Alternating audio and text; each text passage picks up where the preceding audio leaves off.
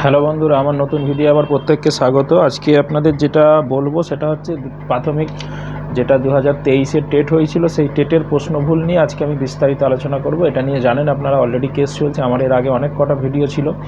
তো আজকের সেই মামলার একটা হিয়ারিং ছিল, সেই মামলার হিয়ারিংয়ে কী হলো সেটা নিয়ে আপনাদের বিস্তারিত বলবো। যারা নতুন আছেন অবশ্যই চ্যানেলটা সাবস্ক্রাইব করে বেল আইকনটা অন করে রাখবেন। আর একটা কথা বলবো, আজকে পরপর অনেক কটা ভিডিও আসবে এসএলএসটি নিয়ে, প্রাথমিক নিয়ে এবং অন্যান্য পার্শ্ব শিক্ষকদের নিয়ে সব কিছু ভিডিও আজকে আসবে। আপনারা একটু চ্যানেলের সাথে থাকবেন এবং যদি আগ্রহ থাকে সেগুলো দেখবেন। চলুন ভিডিওটা শুরু করা যাক। আপনারা জানেন যে প্রথমে একটা এক্সপার্ট কমিটি তৈরি হয়েছিল, তারপর সেকেন্ড আর একটা এক্সপার্ট কমিটি তৈরি হয়েছিল। তো সেই দুটো এক্সপার্ট কমিটির পরিপ্রেক্ষিতে টোটাল যে 22খানা প্রশ্নগুলো নিয়ে ডাউট ছিল, মামলা হয়েছিল। তো পর্ষদ আজকে আবার আবেদন করেছিল যে 7খানা কোশ্চেন নিয়ে কনফিউজ আছে, যেটা এই দুটো এক্সপার্ট টিম ফাইনাল ডিসিশান নিতে পারছে না, সেই জন্য তৃতীয় এক্সপার্ট টিম গঠন করে দেওয়া হোক, সেই নিয়ে আজকে শুনানি হয়েছিল এবং তৃতীয় এক্সপার্ট কমিটি একটা গঠন করা হয়েছে। তো সেই কমিটির গঠন করে দিলেও একটা যেটা ভাইটাল যেটা বক্তব্য বা রায় রাখা হয়েছে এখানে, সেটা হচ্ছে যে আগামী 15 দিনের মধ্যে, এবং সেই এক্সপার্ট কমিটিটা গঠন করা হয়েছে যাদবপুর ইউনিভার্সিটি থেকে এবং পর্ষদের প্রতিনিধি, এদের নিয়ে নতুন একটা এক্সপার্ট কমিটি তৈরি করা হয়েছে।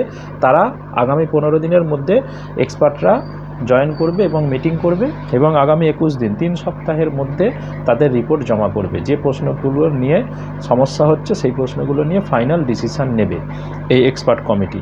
এই হলো আজকের প্রশ্নভুল মামলার মূল সারবর্তা।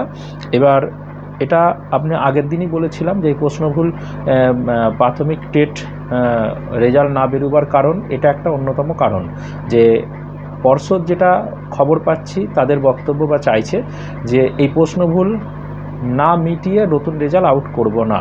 তার কারণ হচ্ছে এর আগের ব্যাপারটা দেখেছে যে প্রশ্নভুল রেজাল্ট বার করে দিয়ে তারপরে প্রশ্নভুল নিয়ে যখন রেজাল্ট আবার কিছু একটা অর্ডার এলো তখন তাদেরকে নিয়ে কনফিউশনে পড়ে যাচ্ছে, এবং যারা এই নিয়ে অপেক্ষায় বসে আছেন টেট 2023, তো তাদেরকেও বলবো যে যতক্ষণ না এই প্রশ্নগুলো মিটছে পর্ষদ রেজাল্ট দেবে না। কারণ পর্ষদের রেজাল্ট কিন্তু রেডি আছে, কিন্তু এই প্রশ্নগুলোর সমস্যাটা মিটছে না বলেই তারা দিতে চাইছে না।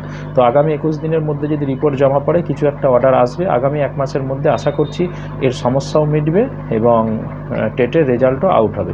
তো টেটের রেজাল্ট নিয়ে যারা অপেক্ষায় বসে আছেন তাদের আর বেশি অপেক্ষা আশা করি করতে হবে না, যেহেতু শেষ দিন ডেডলাইন একটা বেঁধে দিয়েছে কোর্ট থেকে। তো সেখানে যদি মীমাংসা হয়ে যায় তাহলে টেটের রেজাল্টও আউট হবে, প্রশ্নগুলোর সমস্যাও মিটবে। যারা প্রশ্নগুলো নিয়ে অপেক্ষায় আছেন যে আপনারা পাবেন, আশা করছি কিছুজন অবশ্যই পাস করবেন, এবং যারা অল্প নাম্বারের জন্যে ফেল করেছিলেন তো তাদেরও একটা সুখবর আসতে চলেছে।